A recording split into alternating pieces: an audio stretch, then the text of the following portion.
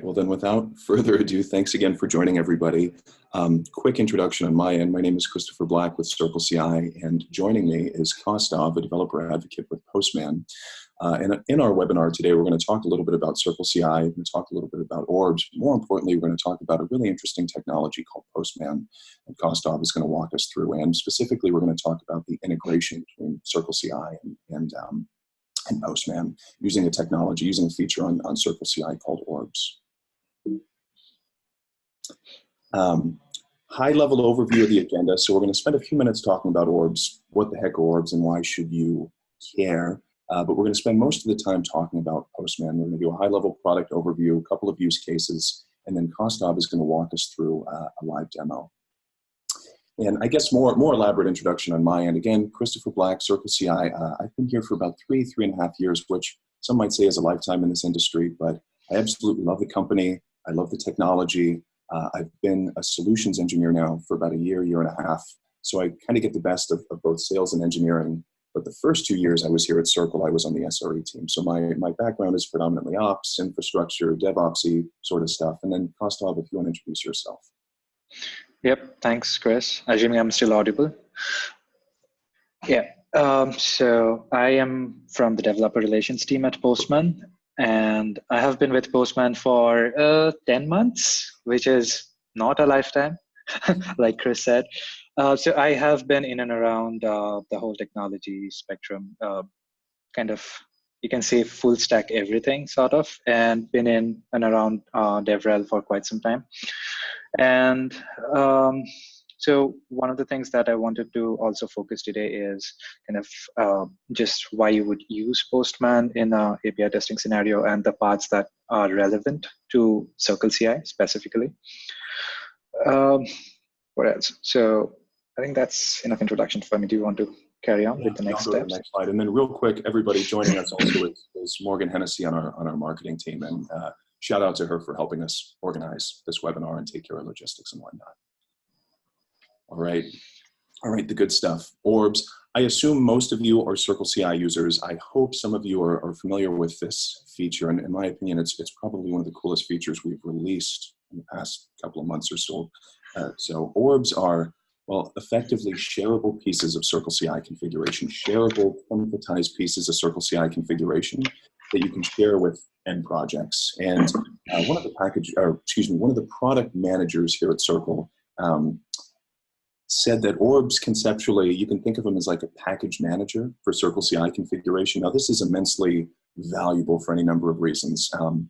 One of the examples I usually come up with, again, kind of coming from an ops background, let's say you've got a microservice architecture, right? You've got a pipeline to deploy microservices to Kubernetes, ECS, some kind of container orchestration service. And every time you want to onboard a new microservice, well, rather than reinventing the wheel and writing a new configuration file from scratch, et cetera, being able to templatize bits and pieces of that configuration are immensely valuable for any number of reasons. And then here we get just a nice visualization of what an orb looks like. For those of you familiar with CircleCI configuration, again, it's YAML, nothing too crazy here. But you'll notice that we have the ability to templatize a couple of key components on our configuration. We can templatize individual commands themselves, and of course we can parameterize them. We can templatize the executors, and fun fact, the executors are the environment in which we check out code, and then we run whatever steps are specified in the configuration file. So we have Docker executors, we have machine executor, but being able to templatize executors is very powerful. And then, of course, you can templatize entire job declarations themselves. And while not explicitly mentioned here in this slide, I do have to point out you can also templatize workflow stanzas, workflows, pipelines, the two terms somewhat interchangeable, pipelines and other platforms, but a workflow effectively is an orchestration of jobs. So if you put all of that together, you're effectively able to templatize your entire CircleCI configuration.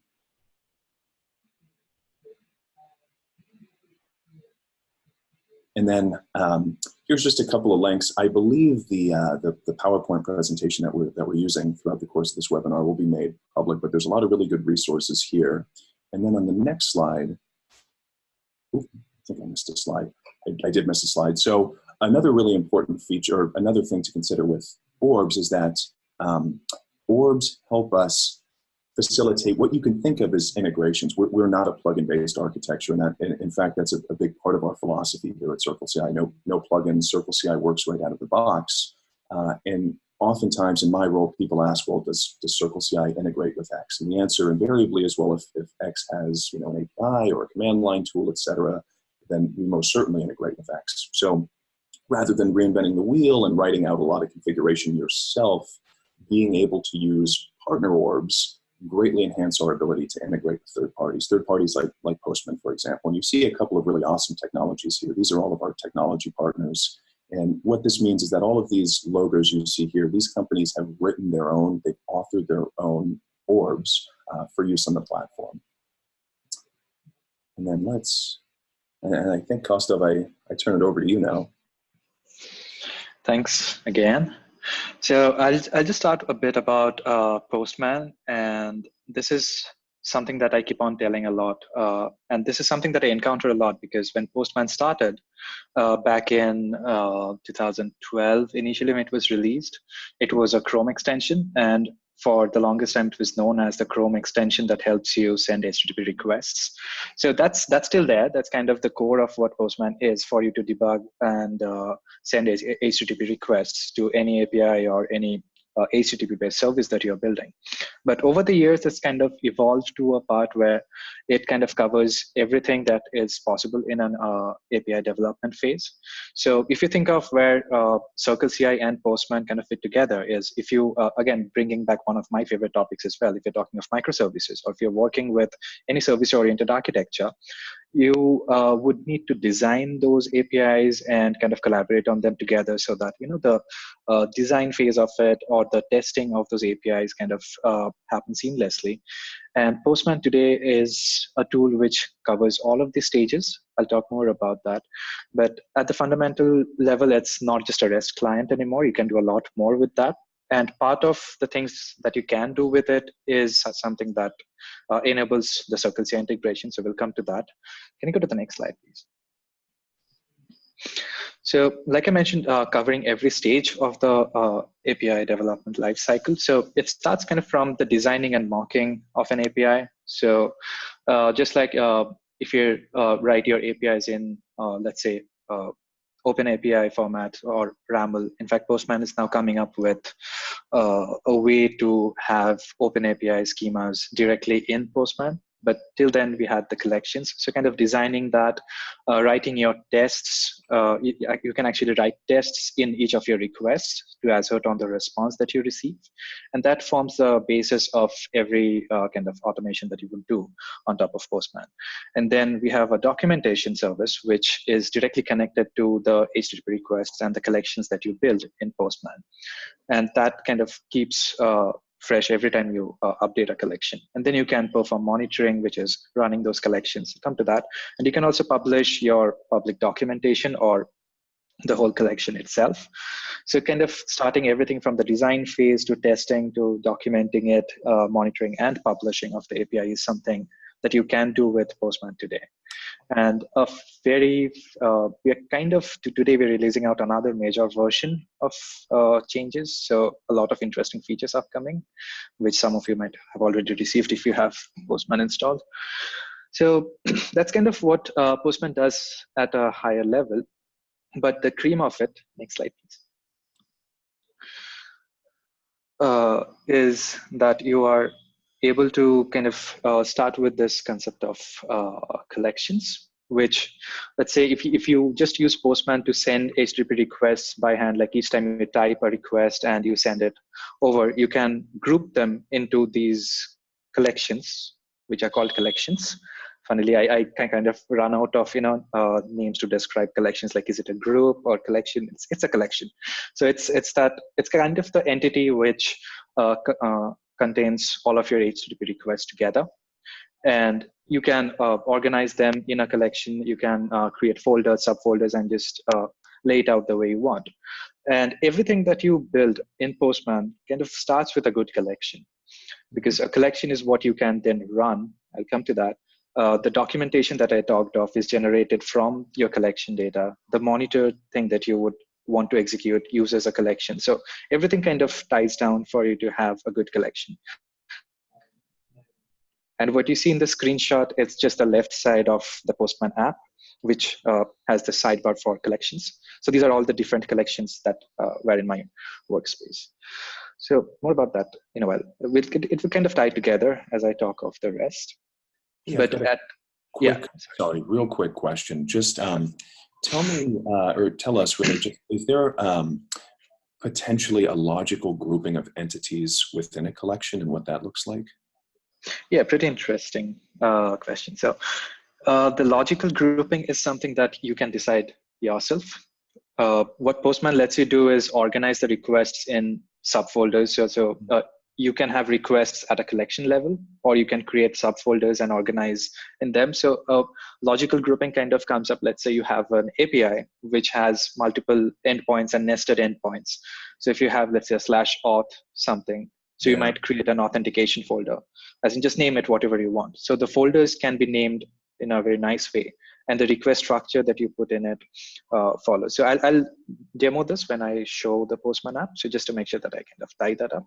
But you can just use a drag and drop interface to create your folders and reorganize them and do it. The next thing, thanks for switching right on time, Chris, is that I mentioned the testing part of things. So each HTTP request that you create in Postman, you can write these scripts in JavaScript, which is kind of the only language that we support at this point. But the most interesting thing is you can write these assertions pretty similar to how you would write your Mocha or Chai-based tests in JavaScript, like you were writing unit tests. So the key thing that you are able to do in tests is assert on the response itself.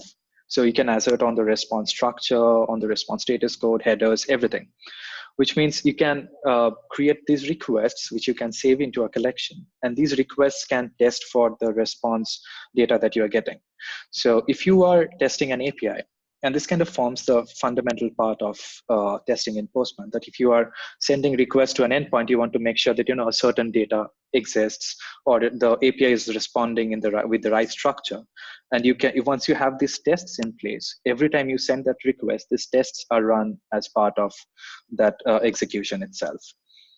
And we do have a lot of documentation on learning.getpostman.com, but to get you started easily, there is the quick start snippets. I'll show them later on as well. But even if you don't know what the exact syntax is, we have got several presets ready for you. If you just click them, it populates it in the text area here. The only catch though, and some of you might be used to writing these tests in Groovy or other languages, is Postman only supports JavaScript. And this is also kind of the reason is that the Postman app that you see is an Electron app itself. So without going too deep into it, that's how we are available across multiple platforms. So yeah, first, just to kind of sum up, you have got these collections, which can group your requests together. And each of these requests can have tests. What is worth mentioning is that the folders that I mentioned, those folders can also have their own tests. So you can kind of write these reusable chunks, which let's say are applicable only to a certain set of requests in a folder. So you can kind of do quite a lot of things with it.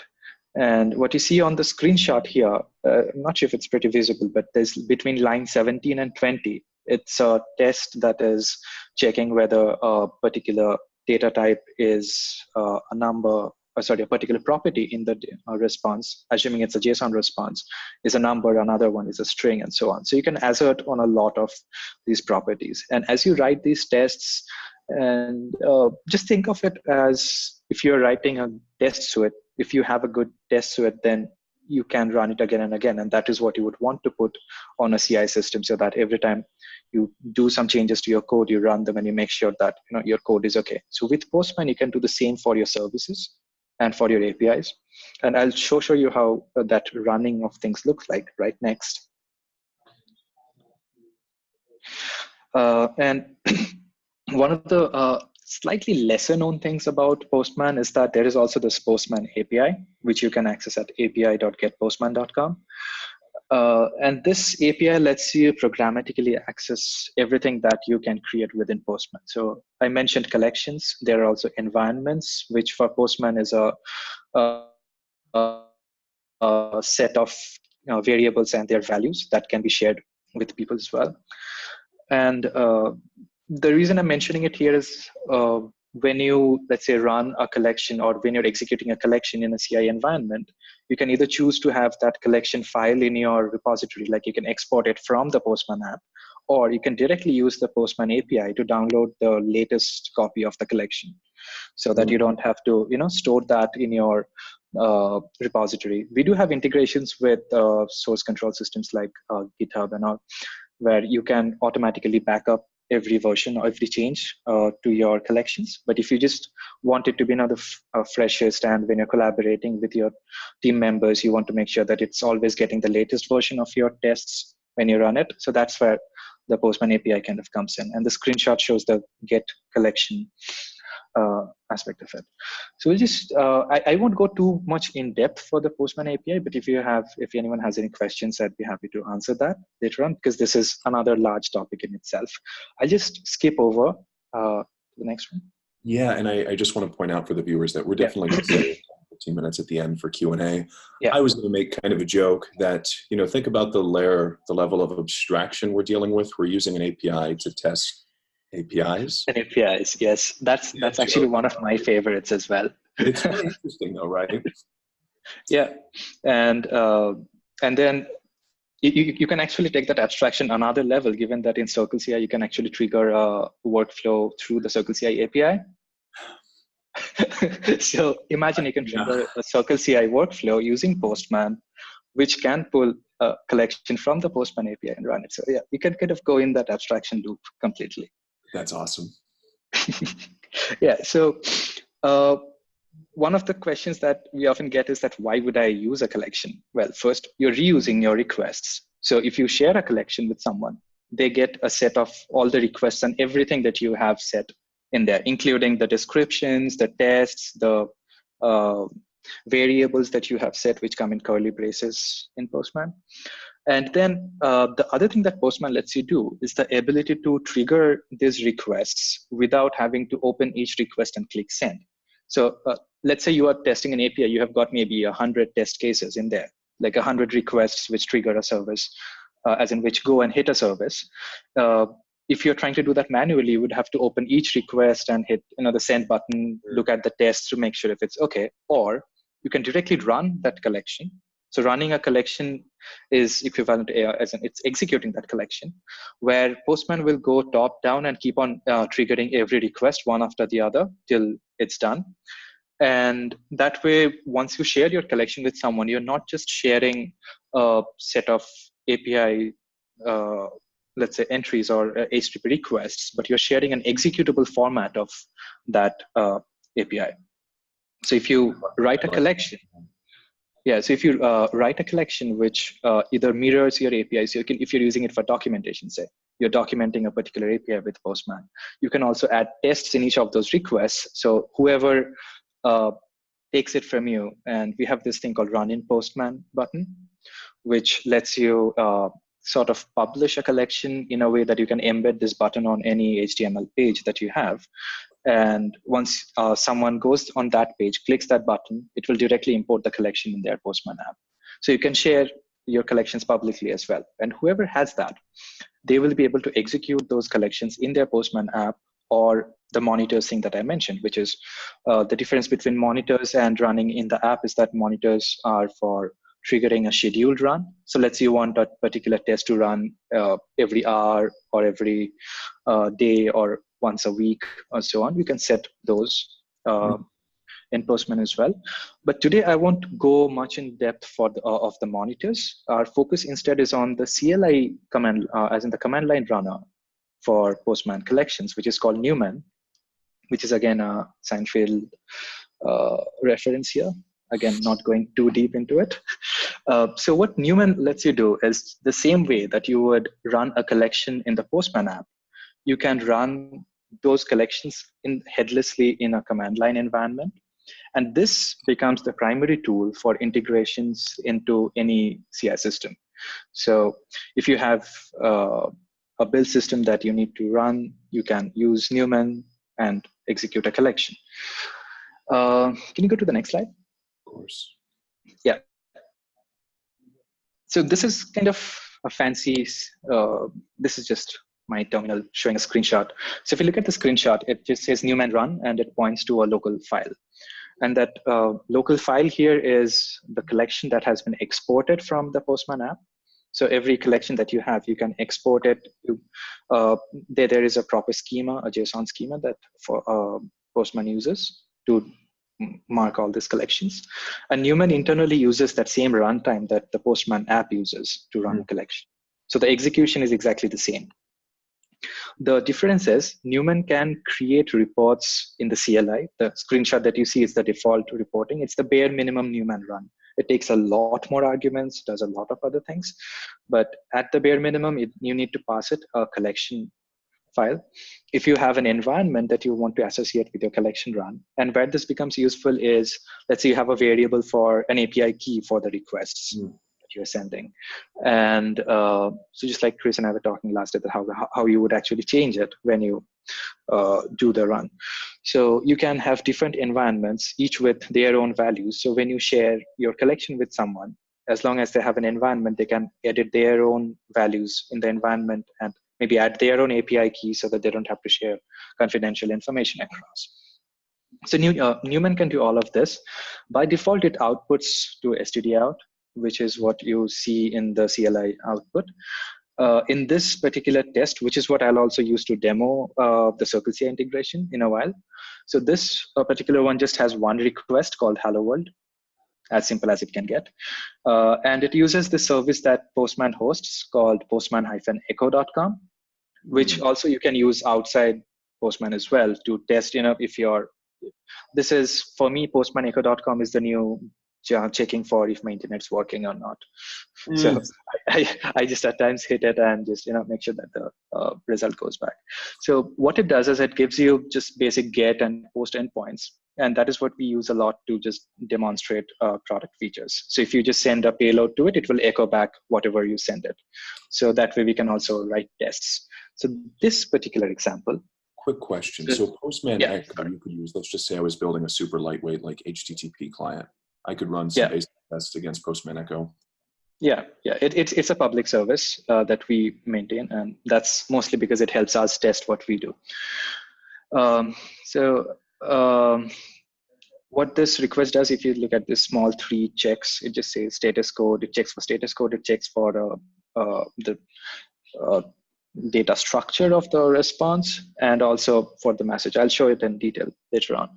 But the interesting thing about Newman is that it can also produce outputs as JSON, as in the reports, or as JUnit, which becomes pretty interesting for CircleCI, because what it can tell you is that each of those tests that I had shown in the previous screenshot, like you write those pm.test thingies. So each of those, if all of their expectations pass, they're marked as passed.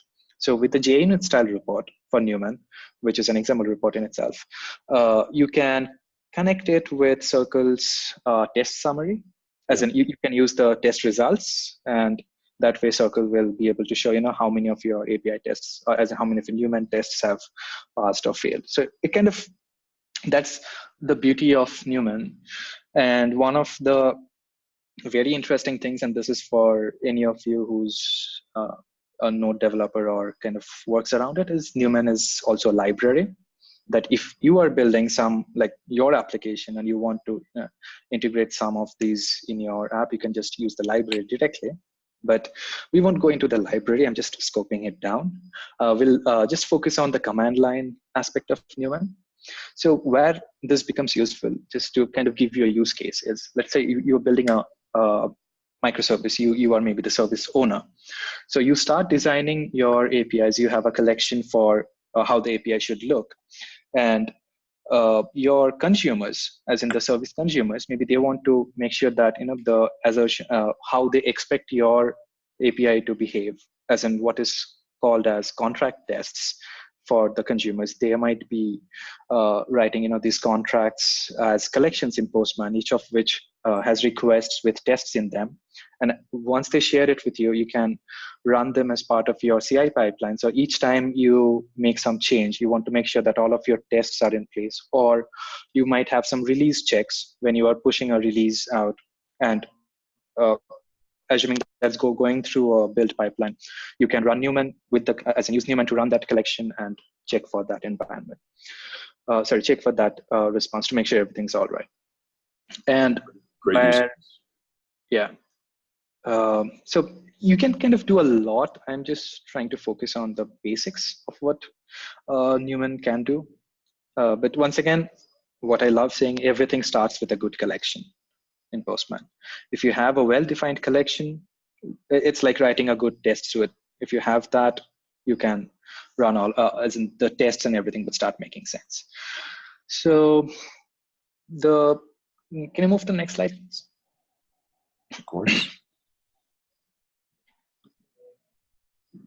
I think we skipped one, did we?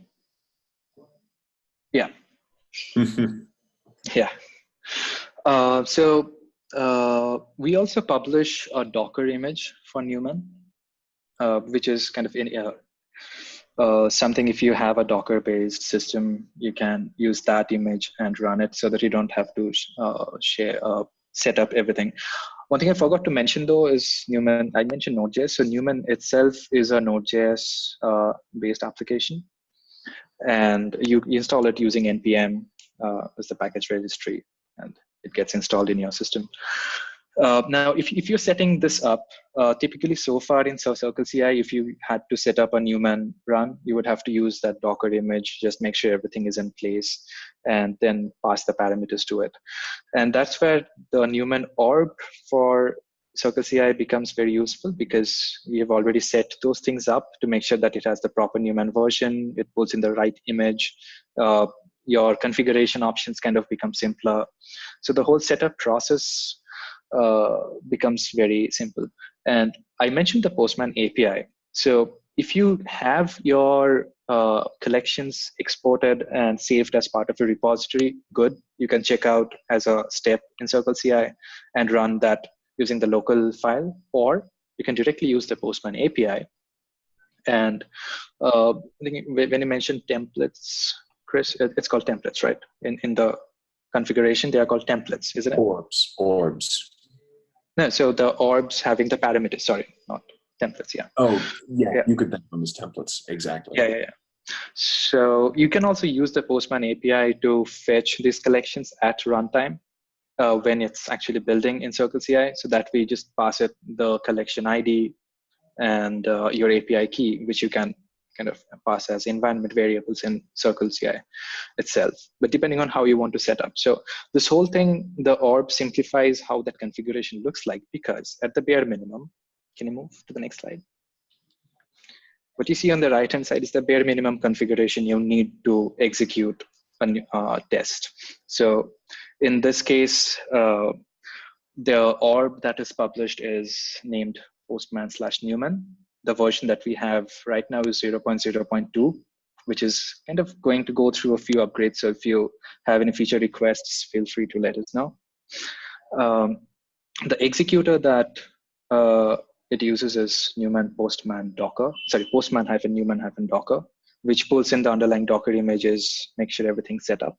And then you get this command called Newman/Newman-run, which is the equivalent of just calling Newman run. And then the argument that it needs at the bare minimum is a path or a URL to the collection file. So Newman can, like I said, directly run from the Postman API. It doesn't necessarily have to be the Postman API. If you have it hosted in some private repository somewhere or some private file system, you can just give it the URL. Newman will download it because, well, it's an HTTP client. So we know how to do HTTP requests. So it can do those requests, fetch the collection and run it. But for today's demonstration, I'll just show how it looks like when it is part of your repository itself, as in when you've exported a collection. And then workflows vary depending on how exactly you set things up. So workflow specific questions, I'm happy to take it up during the Q&A. Yeah. So yeah. Turn it over to you now for the demo. I just have two more things to show before I switch to the demo. Absolutely. I guess I also have just a quick question about the Docker image itself. It's just a lightweight Alpine distribution with the Newman CLI installed. Fabulous. Yeah. So it's actually a very lightweight image. In fact, you can go to the next slide. It's lightweight enough that for some things in Circle, you still have to install a few extra packages. I'll show that. Yeah. So a few other important options that you get as part of this is environment or timeout. So environment is the Postman environment, not to be confused with the CircleCI environment. There's a lot of common terminology here. Like Postman has workspaces, CircleCI has workspaces. So they're just slightly different things, domain specific. So in this case, each environment that you create in Postman can also be exported and shared with others. And you can also have this environment file as part of your repository. So you can also specify that as part of the arguments here. And in Postman, when you run a collection, like I said, you can group your requests into folders and subfolders. You can also scope a specific collection run to a folder if you don't want to run the whole of the collection. Let's say you have a test which covers maybe 4 different workflows in one collection, and you want to run only one single workflow. So you can also specify a folder, in which case only the requests and subfolders of that folder will be triggered when you actually run the collection. And then, can you move to the next? I think it skipped one slide. Yeah. There we go. Yeah. So there is, we have been, so the Orb is fairly new, and we are still waiting for, we'd still expect a lot of feedback around it, and we'd add some more options. But meanwhile, for any of Newman's original options which are not exposed to the Orb parameters themselves, we have them. There is an option called additional options, which you can use to pass the exact command line argument that Newman can take if you're running it locally. So one important use case when it comes to CircleCI is producing JUnit style reports, like I mentioned. So Newman has this option of reporters, which the shorthand for that is -r, or -- reporters, the plural. And it takes a comma separated string for all the different reporters that you want. So we have HTML reporter, there's a CLI, there is JUnit, there is JSON. So what you would want to do for an environment like Circle is have the CLI and JUnit both being built, and these are built parallelly at the same time, so they don't block your build time or anything. I'll actually show you how fast this is. And that way you can see the CLI output as part of your build stages, and the JUnit can be, the JUnit report can be archived as part of the build results, as in the test results that can be used to create the test summary. Yeah, and that way you get that nice visualization on the build page on CircleCI as if your test results are exported in JUnit format. Yeah, and for my demos, for my example, I'm just using the default workflow as built, but you can just, depending on how your whole configuration is set up, these can be different workflows. So if you are, let's say, building the service, deploying it to a staging environment, then you want to trigger a Newman run, which runs a collection against that staging environment. You can just use multiple workflows in Circle to just trigger them. Yeah, I think that's the next one would be the demo. So I can just switch screen. So yeah, I think I jumped the gun there, but yeah, let me turn it over to you for the demo. Yeah. And then if you click share the center console. Yeah. Can you see this? Yep. Perfect. So if you search for Postman or if you search for Newman integration for CircleCI, you would land on this page, which is the Orb documentation page. So like I said, currently the Orb is published at 0.0.2. One thing I'd like to mention is this version number is independent of the Newman version. So the Newman version that is currently used is 4.4.1, because this number just reflects how many times we have updated the Orb and not Newman. So Newman goes through its own updates and everything.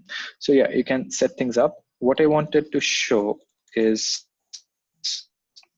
I'll just head over to the Postman app. So no more screenshots, the actual thing. And this is slightly zoomed in so that you can see. Chris, can you read everything clearly on the screen, or should I zoom in a bit? Yeah, thanks for asking. Okay, perfect. So what you see on the left-hand side, these are all my collections and everything. And what I missed showing you during the slides is that there are these things called workspaces in Postman, and you can create team workspaces. So if you have a team, you create these workspaces, and then as you once you have multiple members in the team, as you make any change to your collections or to your environments, they're synchronized with everyone. So you don't have to manually export or share things by hand. So no more emails required. You can just add them, create a team, add people to your workspaces. You can even group those workspaces by functions. For example, again, if it's a microservice setup, then maybe each of your service can have its own workspace. Mm-hmm. And you can have the collections related to that service in that workspace. It lets you group things pretty well.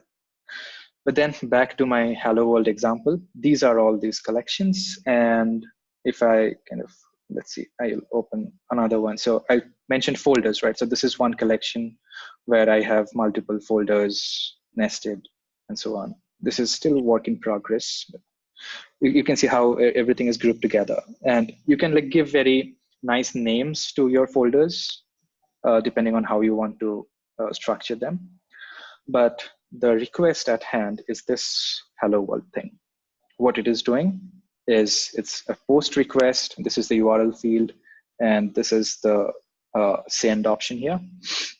So if I hit send, actually before I hit send, what I'm doing is I'm sending it to this endpoint. This could be any endpoint for your use case.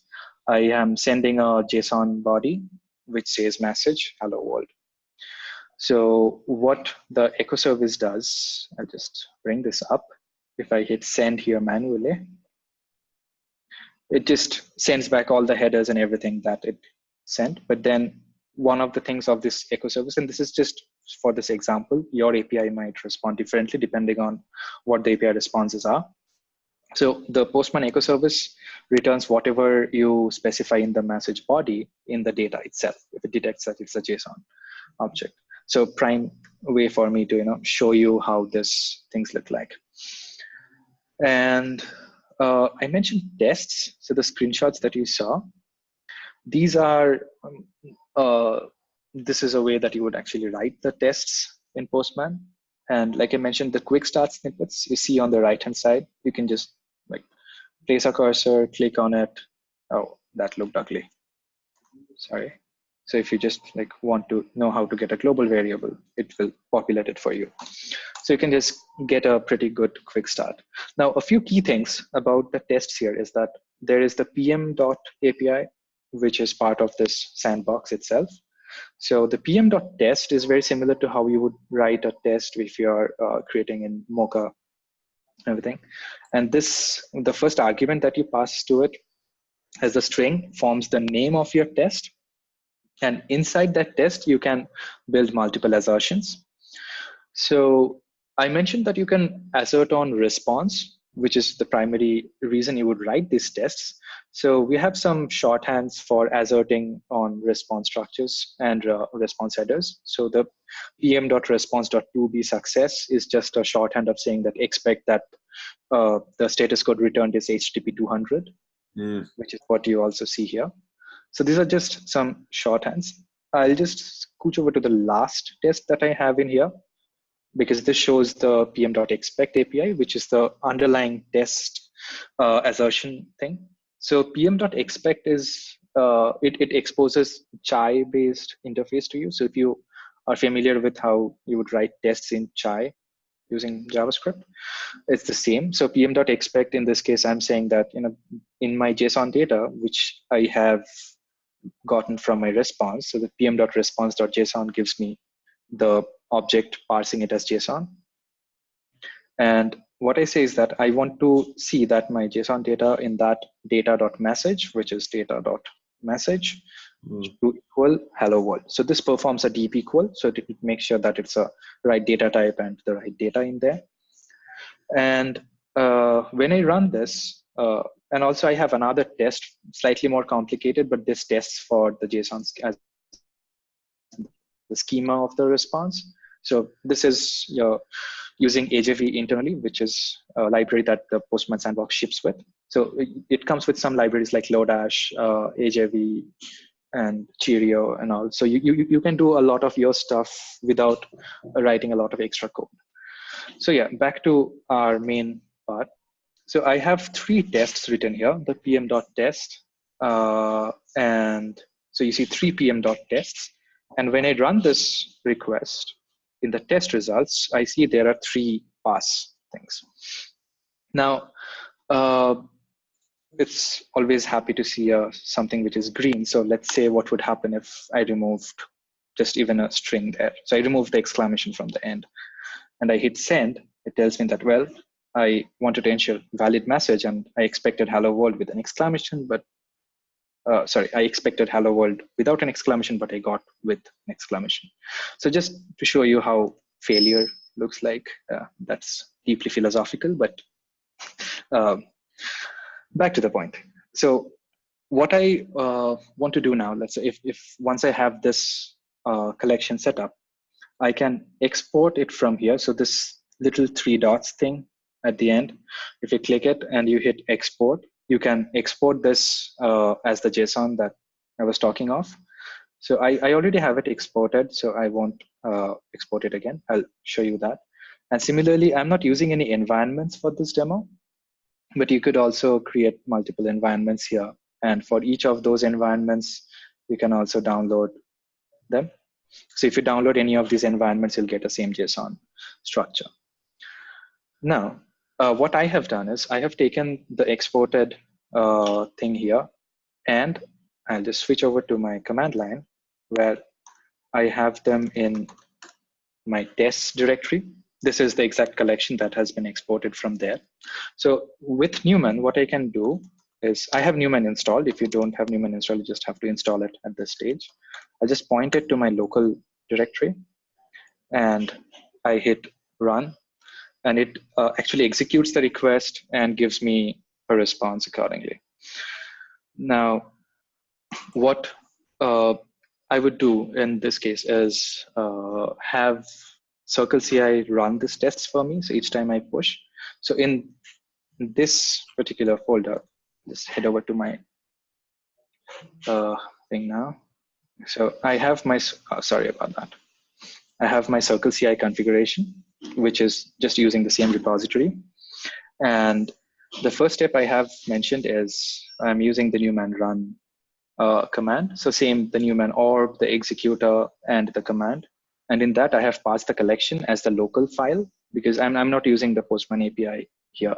You might be using that.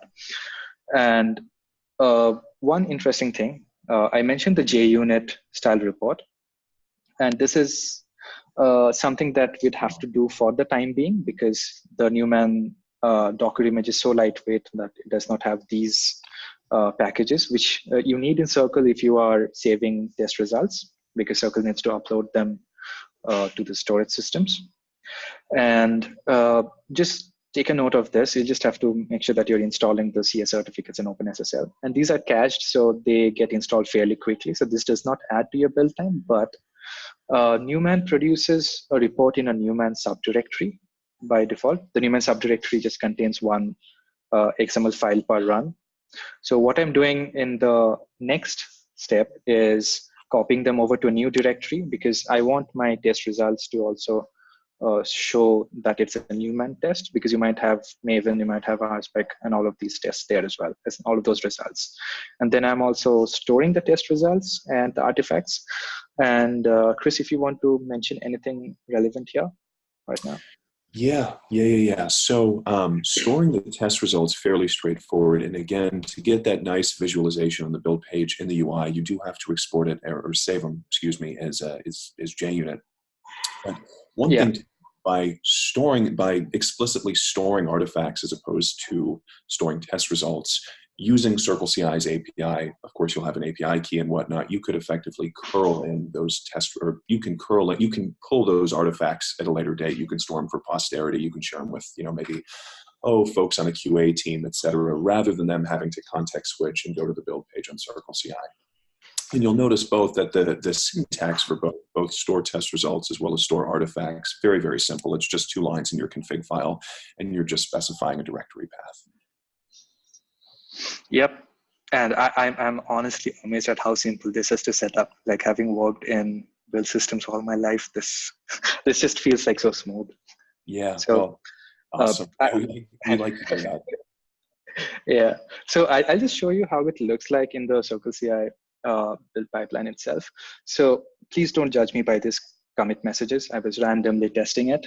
What I have in my final build is that same collection running.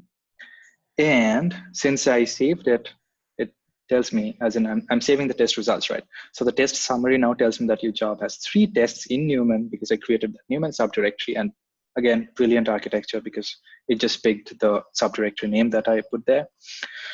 And well, this is all the steps. And what the orb did internally was run Newman. And since I had specified CLI as the reporter, which is default, but I also wanted JUnit for the XML output.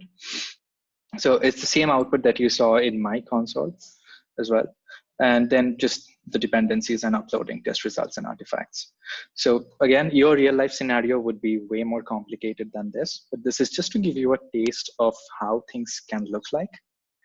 And that's what I had to demo. Can we go back to the build page real quick? I know this is a pretty simplistic example. I'm just curious how quickly this build took to run. Oh, yeah. It's like less than 10 seconds or something wicked fast like that. Okay. Spin up. I think it says 6 seconds here. Awesome. Sorry, took 0.09 seconds. Oh, so that's the total. So the total is 6 seconds. Spinning up environments 4 seconds. Checking out code, snap. Newman test in under a second.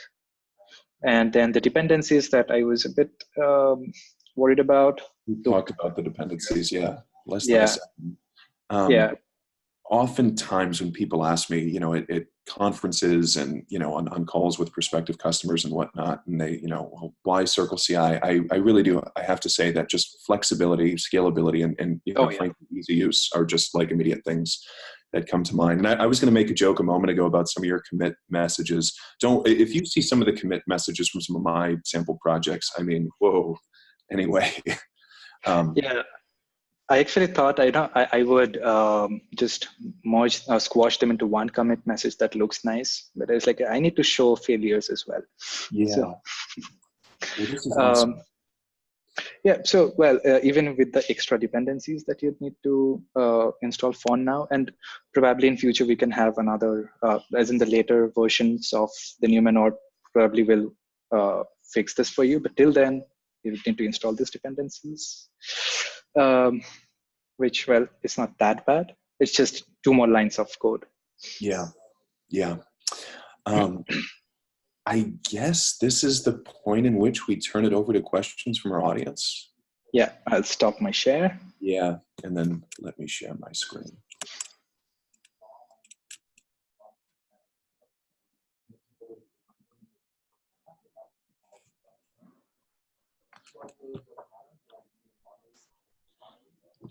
We have the thank you page, but honestly, from our audience, anything at all. Questions about CircleCI, questions about Postman, questions about Orbs. Actually, I don't even think I can see. Can I see? Here we go. Okay, you know what? I'm actually going to stop sharing so I can moderate some of the questions. Mm-hmm. And can people write their questions through the Q&A box down there? Yeah, there's a Q&A box on the bottom. I guess, maybe while we wait for folks to ask some questions, maybe tell us a little bit about your background, how you got involved with Postman, what you were doing before. Sounds like you've had a pretty storied career. Yeah, it's kind of been a pretty interesting ride. I used to be a freelance web dev, then went on to consulting. So much of my background has been in web development, and then kind of expanding into more full stack-ish, you can say, as in taking care of entire product life cycles end to end. And then I think my foray into DevRel kind of started with my participation in Mozilla as a community member. So being part of the community, kind of, knowing that the most important thing that I can contribute to is helping others understand how a technology is used. Awesome. Yeah, we have a question. Okay, yeah, from Christopher Garza. Thank you, Christopher. All right, I would love to know if there's a good resource on how to clear the cache for dependencies in CircleCI. Occasionally we have some issues where we need to purge it, but I've only seen one in Postman and not through the GUI. Okay, so two thoughts. One is that if you reach out to support@circleci.com, we have some tooling on the back end to clear the cache associated with a particular cache key. The short answer, and probably the best path forward, would be to just modify the cache key in your configuration file. So if you've got a string of characters, literally to just introduce another character and or increment by one. Versioning of cache. Yeah, precisely. Mm-hmm. Should we just click answer live on that? Yeah. Right. Yep. So any other questions? Yeah, I've got another question. Or if you have, yeah. What are some of the other? Oh, Christopher. Yeah, sure. Go ahead. I just want to see if I can get something. Awesome. You said you've been exposed to build systems throughout your career. Maybe just spend a minute talking about some of those other build systems or use cases they're in. Right. So, and it's kind of been everything from starting from Jenkins to hosted systems, and like when Travis came along, using that. I've been using Circle since it was 1.0. So one of the people whose some of the old hobby projects are still on 1.0, and I get notified, from time to time that I need to migrate. So the things I've done are building, just running maybe unit tests, actually integrating services together, deploying, building deployment pipelines end to end. And eventually what I figured is and this is where I like Circle specifically, is the idea of infrastructure as code. So that I really don't want to go in again and again, to change a UI, but I'd rather have it in a central place. Okay, Sahil, I'm an automation developer. We have another question. Sorry. Yeah, I was going to say with Sahil's question, I think what you just said kind of dovetails nicely into that. So why CircleCI as opposed to Jenkins? Well, there's a couple of thoughts that come to mind, and I think you started to touch on this. So first and foremost, having your configuration, all of your build, your job, your workflow configuration code is immensely valuable for all of the same reasons that we store, well, obviously source code and version control, but other artifacts, readmes, just other things associated with a particular project. Being able to store that in version control configuration in this case is immensely beneficial because you get all of the benefits associated with version control, right? So determinism, auditability, visibility, etc. And then I guess why CircleCI as opposed to Jenkins? Again, flexibility and easy use. For the vast majority of our customers, we have a really tight integration with GitHub. For the vast majority of our customers, it's really just a matter of clicking Add Project in the UI. You just click Add Project in the UI, you write a configuration file. That configuration file lives in your GitHub repository. And so you don't have to worry about provisioning builders, setting up Jenkins masters, setting up the webhooks. We take care of all of that for you. And our customer base ranges really anywhere from two dudes and a pizza.com to some of the world's leading technology companies. So those are a few things that come to mind. I hope that answers your question, Style. Yeah, and just to add one thing to Chris, your point about the configurations is that with Jenkins, I guess you would be managing your own infrastructure as well. So kind of making sure that everything is up and running at that time is also something that comes in, right? Yeah, thank you. Thank you. Yeah, I oftentimes forget that just by virtue of the fact that, I've spent a lot of my career on SRE and on the ops side of things. And I mean, there really is no such thing as a free lunch. I mean, really, right? Like, oh yeah, Jenkins is open source. True, absolutely. But there is that administrative and operational burden that either, an individual, or depending on the size, the complexity of the installation, a team of individuals ultimately has to manage. And, our philosophy is that team of ops people or infrastructure engineers, build and release engineers, well, rather than babysitting a complex Jenkins installation, now their time, their effort, their bandwidth would be available to focus on core business activities like improving tooling and automation and monitoring, things like that. Yeah. And the very interesting thing is this is very close to what we talk of at Postman, though from a different perspective. If you think about what you just said, it's about people who are experts at a certain thing or who are focused on something, letting them do that job while you focus on your core business aspects. And that is what APIs are, if you think of them as products that let's say if you are trying to do a payment transaction, instead of building your own whole payment system using Stripe, which is just an API, and letting the experts do their job, you can focus on your own thing. So you use Postman to build and test those APIs, and kind of draws a parallel where you're letting experts do what they want. But I mean, so by experts, I just mean people who are doing that. Like I have managed Jenkins instances myself as well, and well, things go wrong. Yeah, absolutely. And I think the key there is just individuals focusing on their core competency. And then I guess just from kind of a larger business / institution perspective, you do get into an interesting conversation over build or buy. There's a lot, I mean, obviously working at Circle, I have a bit of a bias, but there's a lot of evidence to suggest buy. Right. Again, focusing on your core competencies. There's very few companies in the world when they say, oh, we're just going to build an in-house tool to accomplish X. Very seldomly, at least it's been my experience, very seldomly does that go very well. We've got a couple minutes here. Any final questions or parting thoughts, Costa? Oh, one more question from Sahil. I think this... I guess this is something I want to test. Yeah. I have big collections and a large number of tests for REST API. Sometimes I get inconsistent failures because of need of delay in response. So I give a delay before running those collections to handle this. So if you're, Sahil, if you're talking of like delay between requests, assuming like you have some asynchronous process going on in the APIs themselves.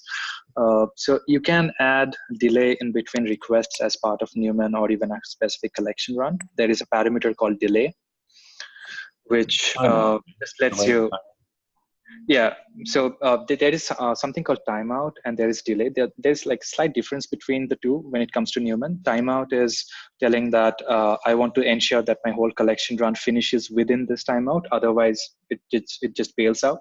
Oh, I see. Where, you want to make sure that your test suite is performant and so on. But for your use case, it would be using delay, where you would want to add some delay between each request that is triggered in the collection run, and that might add this.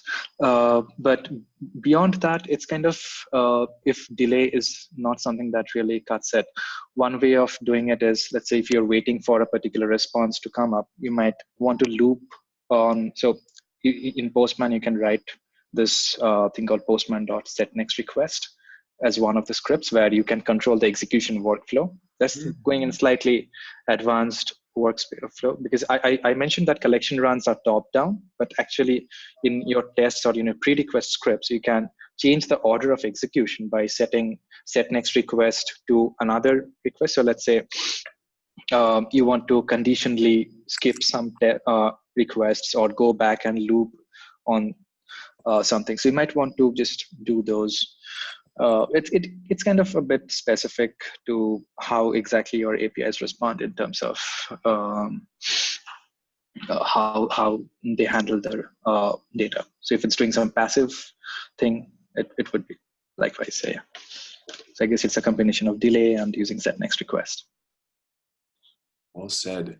I think we're out of time, but I want to thank all of the participants and everybody watching for your time and for some really awesome questions. And then Kostov, really want to thank you. I know it's late where you are. This has been great, great demo, great presentation, and really awesome technology. And then Morgan, thank you so much for putting all this together. Yep. And well, it was pretty nice. And I'm glad that we actually got quite some conversations in here as well. Yeah, So, this was great. yep. Awesome. All right, everybody. Take care.